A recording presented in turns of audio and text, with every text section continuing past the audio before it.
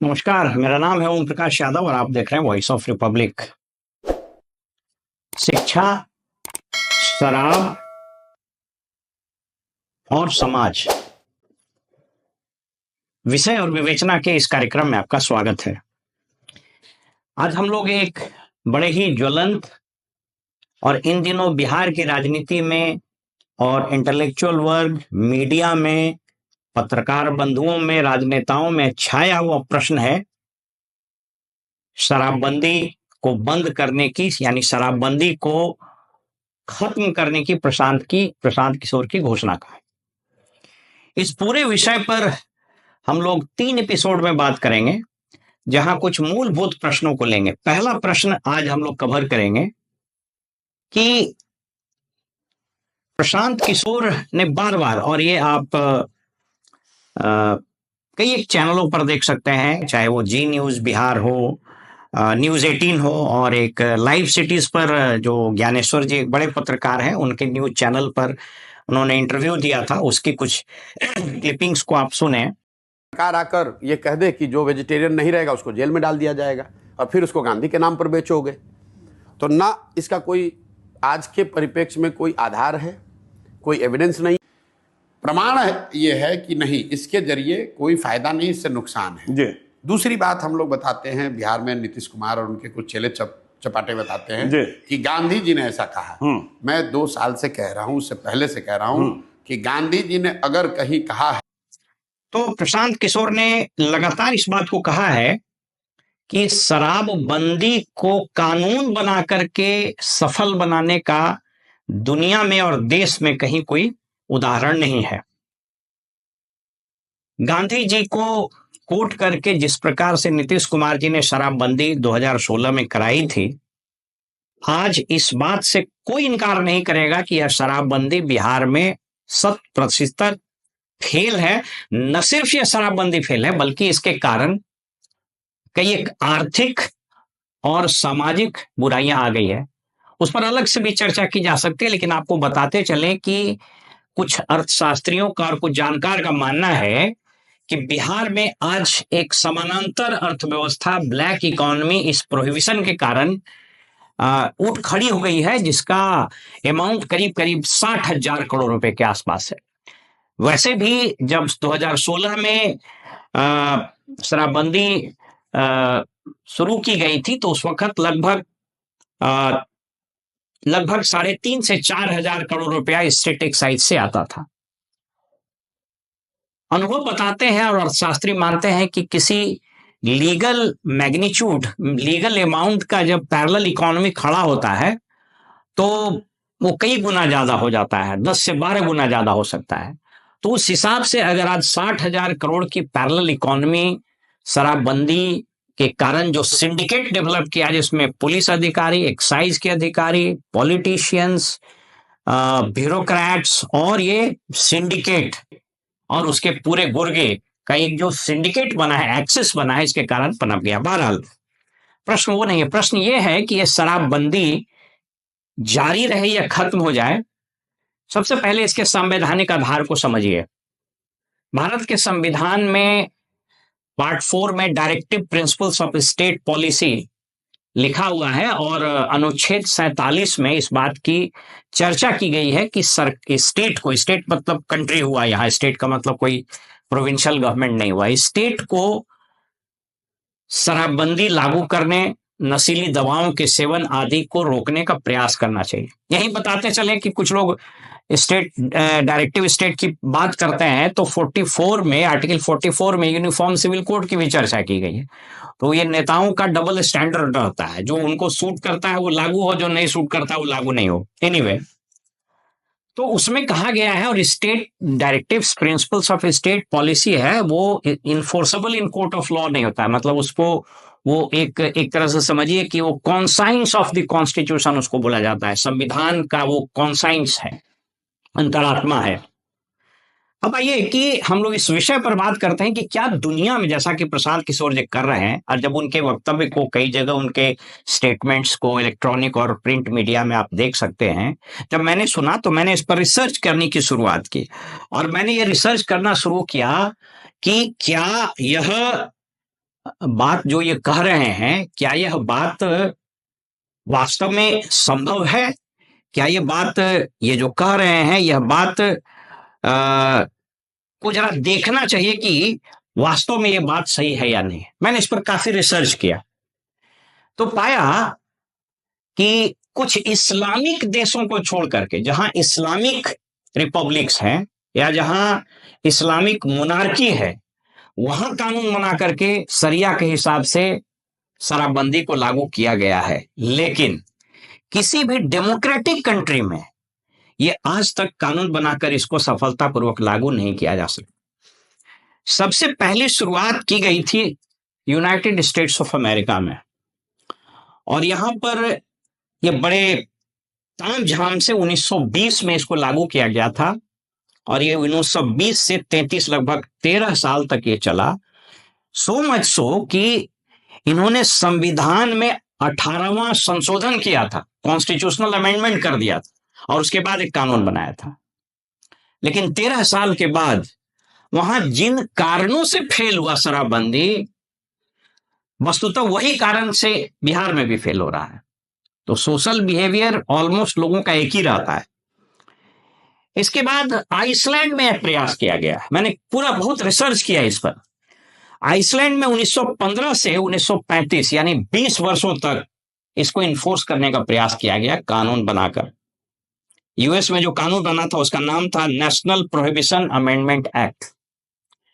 Iceland में भी fail कर गया, और फिनलैंड जैसा कंट्री जो न सिर्फ सुखी संपन्न है बल्कि डेमोक्रेटिक है और हाईली एजुकेटेड नेशन है, संपन्न देशों में से एक है, वहां पर 1919 से 32 तक यानी लगभग 13 वर्षों तक वहां भी इन्फोर्स करके देखा गया, लेकिन ये तीनों कंट्री फेल कर गया। इसके बाद से किसी भी कंट्री ने, डेमोक्रेटिक कंट्री की बात कर रहे हैं, वहां पर कानून बनाकर शराबबंदी को लागू नहीं किया जा सका। थोड़ा सा आप समझिए कि कौन कौन से देश हैं जो कानून बनाकर शराबबंदी लागू करा दिया। मैंने कहा कि डेमोक्रेटिक कंट्री में नहीं सफल हो सका, लेकिन इस्लामिक कंट्री में जहां शरिया का कानून है, माने आप खुद समझ सकते हैं कि शरिया कानून कितना रूथलेस होता है। मतलब इसीलिए कहा जाता है कि यह कानून को अगर सफल होना है तो यहाँ शरिया टाइप का कानून लाया जाएगा तब, जबकि डेमोक्रेटिक कंट्री में, इंडिया जैसे देश में यह असंभव है। सऊदी अरबिया में टोटल प्रोहिबिशन है, इस्लामिक कंट्री है। ईरान में तो इतना जबरदस्त कानून है कि अगर शराब पी लिए तो आपको मौत की सजा हो जाएगी। वो तो यहां नहीं कर सकते, तो वहां ये इसको लागू किया गया है। अफगानिस्तान में तालिबान जब से आया, अच्छा बड़ा इंटरेस्टिंग है कि जब तालिबान का रूल नहीं था तब वहां पर प्रोहिबिशन नहीं था, लेकिन तालिबान आया तो उसको लागू कर दिया, और वो वहां संभव भी है, वहां तो हाथ काट लेता है। ब्रुनेई में, कुवैत में, लीबिया में, मलेशिया में और यूनाइटेड अरब अमीरात में, ये वैसे देश हैं जहां पर कानून बनाकर शराबबंदी को लागू किया जा सका है। इसका मतलब यहां पर इस जांच पड़ताल में प्रशांत जी की ये बातें सही साबित होती है कि किसी भी डेमोक्रेटिक सिविलाइज्ड नेशन में, इंडिया जैसे कंट्री जो कि मदर ऑफ डेमोक्रेसी है, यहां पर आप शराबबंदी का कानून बना करके इसको सफलतापूर्वक लागू कीजिएगा, यह संभव नहीं है। 3 बड़े और डेवलप्ड कंट्री ने ऐसा करके देखा है। हाँ, एक चीज जरूर है कि यहां पर आप रेगुलेशन जरूर कर सकते हैं। बहुत सारे मुल्क हैं और बहुत सारे डेमोक्रेटिक कंट्री के स्टेट्स हैं जहां पर कुछ कुछ रेगुलेशन किया गया है, यानी टाइमिंग को लेकर के, अमाउंट ऑफ सेल को लेकर के वो सारी चीजें की गई है। जैसे भूटान में पार्शियल प्रोहिबिशन है, श्रीलंका में रिस्ट्रिक्शंस हैं, थाईलैंड में मजेदार बात है कि थाईलैंड में रिस्ट्रिक्शंस है, रेगुलेट किया गया हो, एडवर्टीजमेंट वगैरह पर भी रिस्ट्रिक्शन है। बांग्लादेश में मुस्लिम के लिए प्रोहिबिशन लागू है, लेकिन नॉन मुस्लिम के लिए प्रोहिबिशन लागू नहीं है। यहां तक कि कुछ मुस्लिम कंट्री भी जहां पर टूरिज्म को बहुत बढ़ावा दिया गया है, और आपको ये बताते चलें कि जो शराब का, टूरिज्म का, सीधा आदमी को थोड़ा प्रैग्मेटिक होना चाहिए। इस स्टेट में बात तो नेताओं की बड़ी और कुछ पत्रकारों की, जो खास करके लेफ्टिस्ट इंक्लिनेशन के पत्रकार हैं और जो ओल्ड एज के पत्रकार हैं, वो बात तो बड़े आइडियलिस्टिक करते हैं, लेकिन धरातल पर जो होता है उनको बात समझ में। आज एक दो बड़े पत्रकार को भी हम सुन रहे थे, वो इस बात को लेकर के इसकी आलोचना हो रही थी कि 2 अक्टूबर को क्यों किया गया। मैंने 2 अक्टूबर को सब पी के और जहरीली शराब से मर जाए पी के, वो मंजूर है, लेकिन 2 अक्टूबर को यह बात की जाए ये इनको मंजूर नहीं है। तो ये सारा डोगमा और ये सारा जो डुअल स्टैंडर्ड है, इसीलिए इस राज्य की दुर्गति की है। आपको वो बताते चले कि देखिए कुछ कंट्री है, कतर, वहां पर रेगुलेशन के साथ शराब पीना अलाउड है, रेगुलेशंस के साथ। ओमान और बहरीन और इंडोनेशिया में वहां पर प्रोहिबिशन नहीं है, लेकिन रिस्ट्रिक्शन है, रेगुलेशन है। आप इसको दोनों में अंतर समझ लीजिए। प्रोहिबिशन कंप्लीट मतलब कोई शराब नहीं, और रिस्ट्रिक्शन और रेगुलेशन का मतलब उसका टाइमिंग, उसका प्लेसेस, उस पर टैक्स, इन सारी चीजों, उसका एडवर्टीजमेंट आदि को रेगुलेट किया जाता है। अर्थव्यवस्था में एक सामान्य समझ रखने वाली बात है, और अर्थशास्त्री इसको कहते हैं, अर्थव्यवस्था में कहा जाता है कि जो इकोनॉमिक ट्रेंड या जो इकोनॉमिक एक्टिविटी को आप रोक नहीं सकते हैं, स्टॉप नहीं कर सकते हैं, उसको आप रेगुलेट कर दीजिए। अन्यथा अगर लीगल चीजों को सिंप्लीफाई करके कंडूट नहीं दीजिएगा तो इलीगल और समानांतर चीजें खड़ी हो जाएंगी।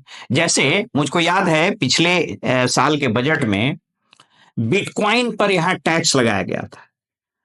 पहले यह प्रस्ताव था कि नहीं, बिटकॉइन को यहां बिल्कुल इलीगल घोषित कर दिया जाए, उसको प्रतिबंधित किया जाए।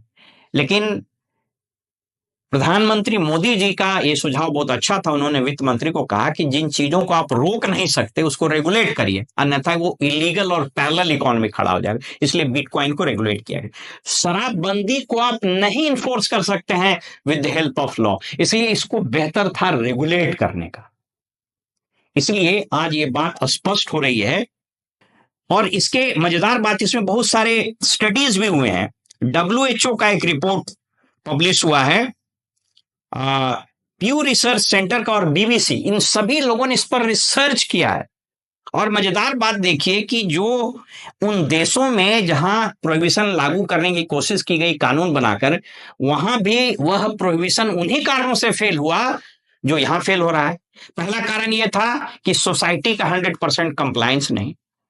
अरे भाई, अगर कोई शराब पीना चाहता है, कितना जबरदस्ती उसको रोक सकते हैं। दूसरा, पैरेलल डिस्ट्रीब्यूशन मैकेनिज्म का डेवलप होना।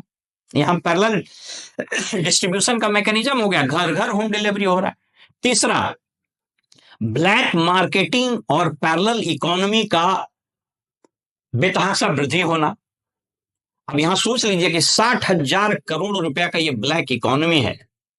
इसमें जिन लोगों को पैसे जा रहे हैं, मुझको कुछ लोगों ने बताया, कुछ इस पुराने जो व्यापारी लोग थे जो शराब का व्यापार करते थे, कुछ पुलिस अधिकारियों से, कुछ और समाज के स्टेक होल्डर से जब मेरी बात हुई, तो वो लोगों ने कहा कि अब ये जो सिंडिकेट है, यह सिंडिकेट चाहता है कि प्रोविजन लागू रहे।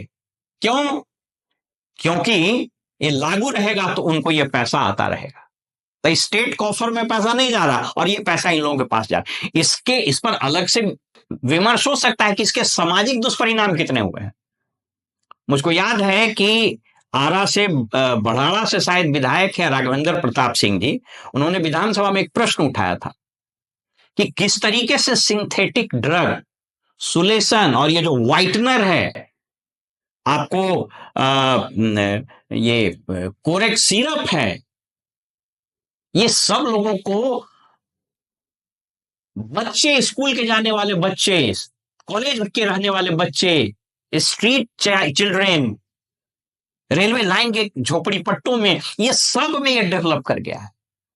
इसलिए मैंने कहा ना कि अगर आप जिन चीजों को रोक नहीं सकते उसको रेगुलेट करिए, क्योंकि अगर आप उसको रोकिएगा तो उसके भयंकर दुष्परिणाम।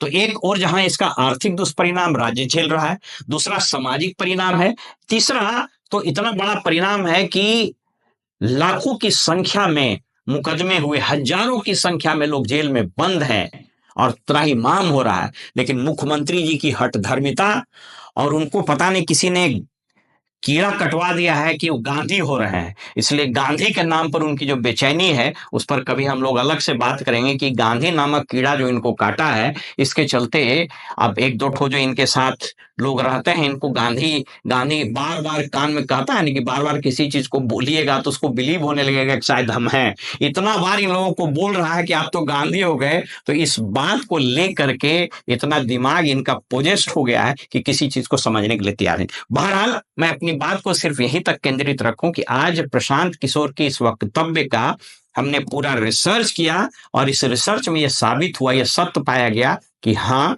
किसी भी डेमोक्रेटिक कंट्री में कानून बनाकर शराबबंदी लागू नहीं की जा सकी। 3-4 देशों में प्रयास किया गया, वहां फेल किया गया। ये वहीं लागू हो सका जहां शरिया कानून है, जहां पर मोनार्की है और जहां पर इस्लामिक रिपब्लिक है। तो अगर यहां आप लागू करना चाहते हैं तो बिहार को इस्लामिक रिपब्लिक बना दीजिए, तब यहां लागू हो सकता है। फिलहाल हमें इजाजत दीजिए और आप देखते रहिए वॉइस ऑफ रिपब्लिक। नमस्कार।